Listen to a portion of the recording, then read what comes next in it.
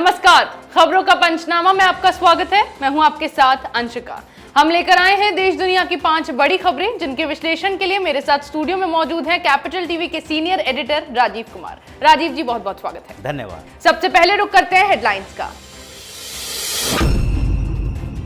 UP में योगी का बड़ा एक्शन, प्रयागराज हिंसा का मास्टरमाइंड जावेद गिरफ्तार, 70 नामजद और 5000 लोगों के खिलाफ एफआईआर, गैंगस्टर एक्ट और एनएसए के तहत होगी कार्रवाई। हिंसा के बाद गृह मंत्री अमित शाह ने सभी राज्यों और यूनियन टेरिटरी को जारी किया अलर्ट, पुलिस पर भी हमलों की जताई आशंका। बंगाल में दूसरे दिन भी जारी रही हिंसा, कड़ी मुस्तैदी के बाद भी दंगाइयों ने किया पथराव और आगजनी, 13 जून तक बंद हुआ इंटरनेट।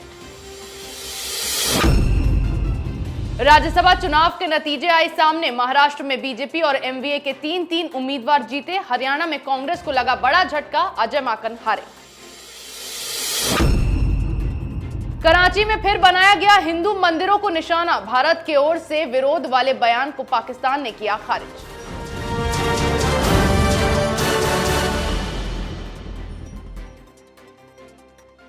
अब नजर डालते हैं पहली खबर पर, जहां जुम्मे की नमाज के बाद उत्तर प्रदेश के प्रयागराज और सहारनपुर समेत देश भर के कई इलाकों में हिंसा को भड़काकर माहौल खराब करने की कोशिश की गई। लेकिन अब कानपुर की तरह ही इस बार भी सीएम योगी ने अपनी ताबड़तोड़ कार्रवाई शुरू कर दी है, जिसके तहत हिंसा का मास्टरमाइंड जावेद अहमद पकड़ा गया है। साथ ही मामले में 70 लोगों को नामजद और 5000 से ज्यादा अज्ञात आरोपियों के खिलाफ एफआईआर दर्ज की गई है और अब इन आरोपियों पर गैंगस्टर एक्ट और एनएसए के तहत कार्रवाई की जाएगी। राजीव जी, जिस तरह से अब इस मास्टरमाइंड को गिरफ्तार किया गया है, तो क्या कुछ इस मामले में खुलासे होते नजर आ रहे हैं? देखिए, ये खुलासा सामने में दिखाई पड़ रहा है। ये प्रयागराज हिंसा की बात है।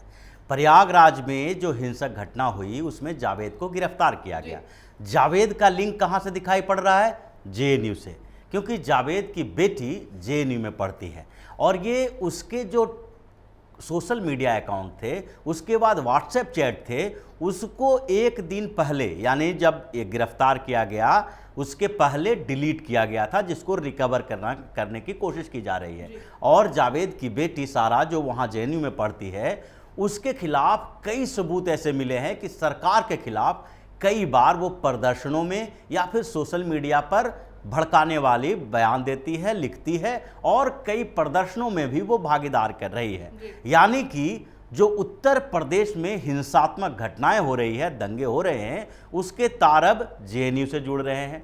दूसरी बात और है कि प्रयागराज के अलावा कई और जिलों में, सहारनपुर में भी, मुरादाबाद में भी, अलग अलग जगहों पे 8 से 10 जगहों पे हिंसात्मक घटनाएं हुई और हंगामा खड़ा किया गया, पत्थरबाजी भी हुई और उसके साथ साथ नारेबाजी भी हुई।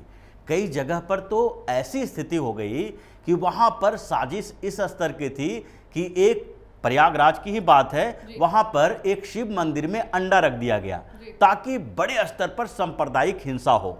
तो ये सारी साजिश जो की जा रही है, इसी के कारण योगी आदित्यनाथ बैठक ले रहे हैं और कानून व्यवस्था को लेकर बहुत सतर्क हैं। धड़ाधड़ गिरफ्तारियां हो रही है, साजिश को बेनकाब किया जा रहा है और अब सहारनपुर में तो 2 लोग जो पकड़े गए थे उनके खिलाफ बुलडोजर की कार्रवाई भी हो रही है, कानपुर में भी हो रही है और फिर दूसरे जगहों पर भी ऐसे ही जो बुलडोजर के साथ साथ जो दंगाइयों के खिलाफ अलग अलग मामले दर्ज किए जा रहे हैं, वो सारी कार्रवाई अब सख्ती से हो रही है। जी बिल्कुल, जिस तरह से कानपुर हिंसा के लिंक पीएफआई से जुड़ते दिखाई दिए, वैसे ही अब प्रयागराज हिंसा के लिंक जेएनयू से जुड़ते दिखाई दे रहे हैं, जिसकी जांच अब पुलिस कर रही है। अगली खबर का रुख करते हैं, जहां देश भर में भड़काई गई हिंसा के बाद अब दंगाइयों को ढूंढ कर निकाला जा रहा है। इस मामले में अब गृह मंत्री अमित शाह भी एक्शन मोड में आ गए हैं। पैगंबर मोहम्मद के अपमान के नाम पर देश भर में किए जा रहे दंगे को लेकर अब केंद्रीय गृह मंत्रालय ने सभी राज्यों और केंद्र शासित प्रदेशों की पुलिस को सतर्क रहने को कहा है।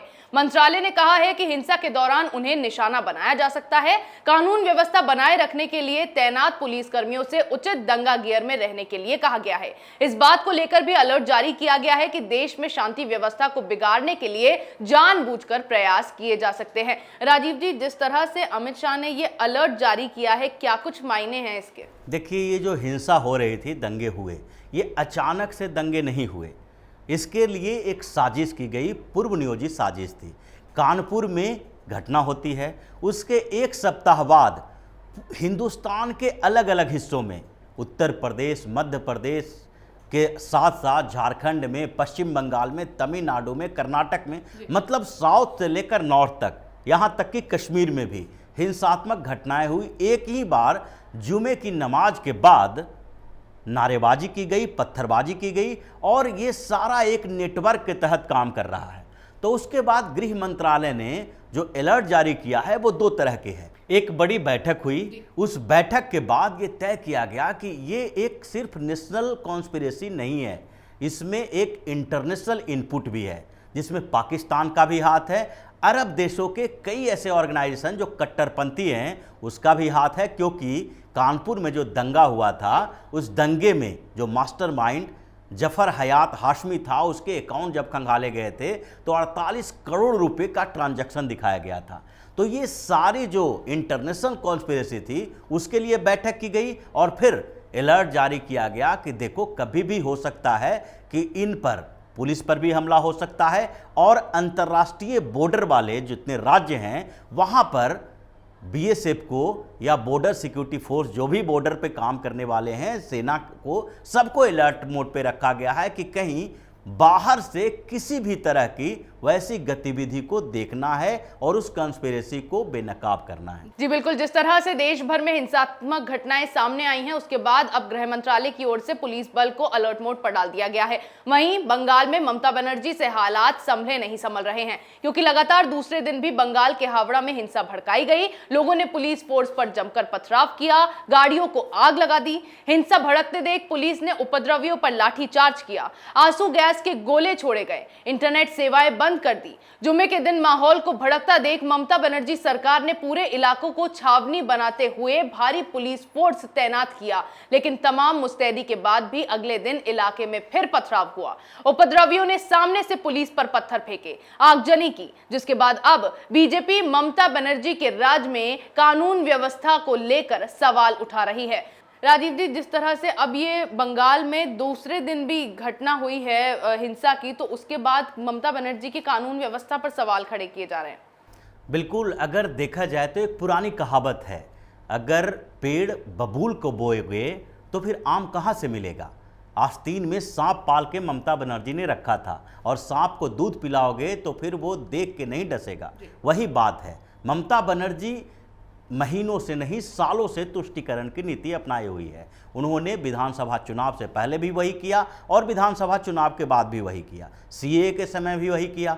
तो अब वहाँ के मुसलमान जो भड़के हैं उनको लग रहा है कि ममता बनर्जी सख्त कार्रवाई नहीं करेगी, ये उनके मन में बैठा हुआ है, और ये सच्चाई भी है। अभी जो बातें हो रही है कि पुलिस छावनी बना दी गई है, पुलिस व्यवस्था अलर्ट मोड पे है, ये है नहीं, ये दिखाने के लिए है कि हम एक्शन ले रहे हैं। अगर ये सही में एक्शन लिया गया होता तो दूसरे दिन इन दंगाइयों की इतनी हिम्मत नहीं होती कि फिर से पुलिस पर पथराव करते, और साथ साथ थाने पर भी पथराव किया जाता। हिंसात्मक घटनाएं जो हावड़ा में देखने को मिल रही है वो पूरी तरह से ममता बनर्जी की नाकामी है, क्योंकि ममता बनर्जी खुद ही कंफ्यूज है। उनके साथ दो समस्याएं आ गई है जिसको धर्म संकट की स्थिति कहते हैं।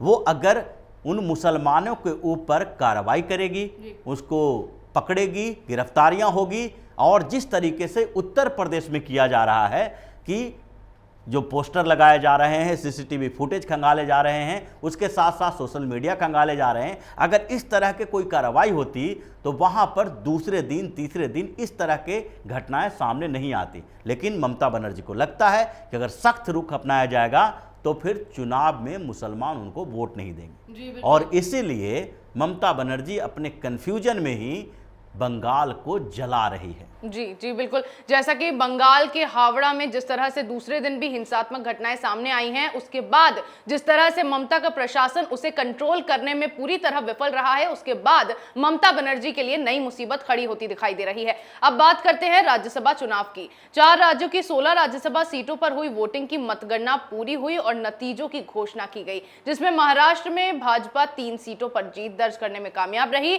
वहीं 3 सीटों पर महाविकास विकास अघाड़ी ने जीत दर्ज की है। महाराष्ट्र के अलावा हरियाणा के नतीजों में काफी देरी हुई, लेकिन यहां कांग्रेस को जोरदार झटका लगा और पार्टी के उम्मीदवार अजय माकन को हार का सामना करना पड़ा। हरियाणा में भाजपा के कृष्णलाल पंवार तो वहीं निर्दलीय प्रत्याशी कार्तिकेय शर्मा ने जीत दर्ज की है। राजीव जी, क्या कुछ नतीजों के बाद अब राज्यसभा चुनाव के लिए देखने को मिला? देखिए, जो राज्यसभा के चुनाव हुए हैं उसके नतीजों में कांग्रेस के लिए एक बड़ा झटका के तौर पर देखा जा रहा है, जहां पर कर्नाटक में भी कांग्रेस और जेडीएस दोनों की क्रॉस वोटिंग हुई। भारतीय जनता पार्टी को एक सीट का फायदा हुआ। दूसरी तरफ हरियाणा में कांग्रेस में हड़कंप मचा हुआ है। हरियाणा में अजय माकन जो चुनाव लड़ रहे थे, उन्हें लग रहा था कि राज्यसभा पहुंच जाएंगे।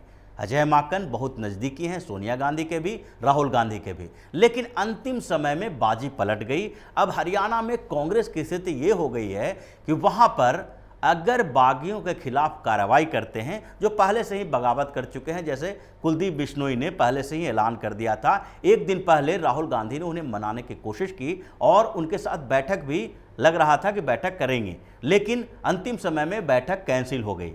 कुलदीप बिश्नोई और नाराज हो गए और उसके बाद उन्होंने भी क्रॉस वोटिंग की। तो ये जो स्थितियां बनी हरियाणा में, उससे अब ये साबित हो रहा है कि हरियाणा कांग्रेस टूटने वाली है। दूसरी तरफ महाराष्ट्र में उद्धव ठाकरे को झटका लगा है और भाजपा कहीं न कहीं राजस्थान में थोड़ी विफल हुई है।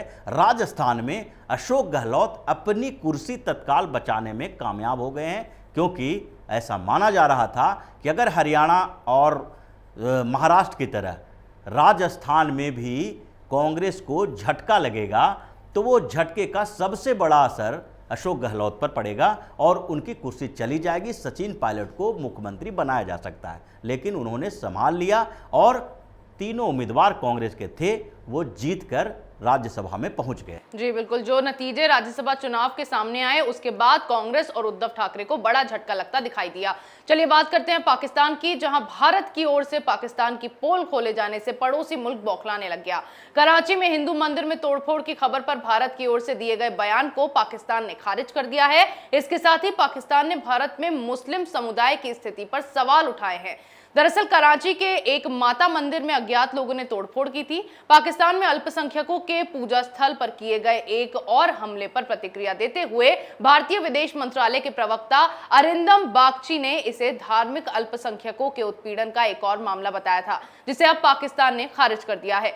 राजीव जी, पाकिस्तान में तो वैसे ही हिंदुओं को निशाना बनाया जाता है, अब कराची में भी हिंदू मंदिर में तोड़फोड़ की खबर सामने आई, तो फिर किस हक से पाकिस्तान भारत के मुसलमानों का मसीहा बनकर यहां उनकी स्थिति पर सवाल उठाता है? ये पाकिस्तान की जो घटना है वो सिर्फ पाकिस्तान के लिए नहीं, बल्कि पाकिस्तान, अफगानिस्तान, बांग्लादेश सहित वो पूरे अरब कंट्री के मुंह पर एक तमाचा है। जो लोग अभी नुपुर शर्मा के विवाद में उलझे हुए थे, जो पैगंबर मोहम्मद के खिलाफ टिप्पणी को लेकर इतने बौखलाए हुए थे, उनको अब पाकिस्तान को बोलना चाहिए कि धार्मिक रूप से जो अल्पसंख्यक है उसको कैसे रखा जाता है। लेकिन पाकिस्तान और पूरा इस्लामिक एजेंडा है वो दोहरे मुंह वाला है, दुगला रवैया अपनाता है। अभी अरब कंट्री से कहीं भी, किसी भी अरब के देश से जो इस्लामिक देश है, उन लोगों के यहाँ से कोई प्रतिक्रिया आई पाकिस्तान के खिलाफ कि पाकिस्तान में धार्मिक अल्पसंख्यकों के साथ, यानी हिंदुओं के साथ, सिखों के साथ क्या व्यवहार किया जाता है, और न ही भारत की विपक्षी पार्टियों के सामने से कोई प्रतिक्रिया आएगी कि आखिरकार जब सीएए लाया गया था तो इन्हीं 3 देशों के धार्मिक अल्पसंख्यकों को भारत में जो नागरिकता दी जाती है उसमें छूट देने की बात की गई थी। लेकिन इन लोगों ने हंगामा कर दिया कि उन देशों के मुसलमानों को भी यहाँ नागरिकता क्यों नहीं दी जा रही है, छूट क्यों नहीं दी जा रही है। लेकिन अब जो ये घटनाएं सामने आती है वो भारत के उन विपक्षी पार्टियों के मुंह पर भी तमाचा है जो बार बार हिंदुस्तान के अल्पसंख्यकों की, यानी मुसलमानों की बात तो उठाते हैं, लेकिन विदेश में रहने वाले और खासकर इस्लामिक कंट्री में रहने वाले जो हिंदू हैं, सिख हैं, ईसाई हैं, उनके ऊपर लगातार हमले होते हैं, उनके धार्मिक भावनाओं के साथ खिलवाड़ की जाती है। फिर भी न तो पूरा इस्लामिक देश एकजुट होकर कभी इस पर आवाज उठाया है और न ही भारत में भी इस पर एकजुटता हो पाती है। जी बिल्कुल, जिस तरह से पाकिस्तान में अल्पसंख्यकों को निशाना बनाया जा रहा है, उसके बाद पाकिस्तान का दोगला चेहरा भी अब दुनिया के सामने आता दिखाई दे रहा है। देश दुनिया की तमाम बड़ी खबरों पर हमारे साथ आपके विश्लेषण के लिए बहुत बहुत धन्यवाद। धन्यवाद। खबरों का पंचनामा में मेरे साथ आज इतना ही। अगर आपको हमारा ये वीडियो पसंद आया हो तो इसे लाइक करें, शेयर करें, कमेंट करें, साथ ही हमारे चैनल को सब्सक्राइब करना ना भूलें।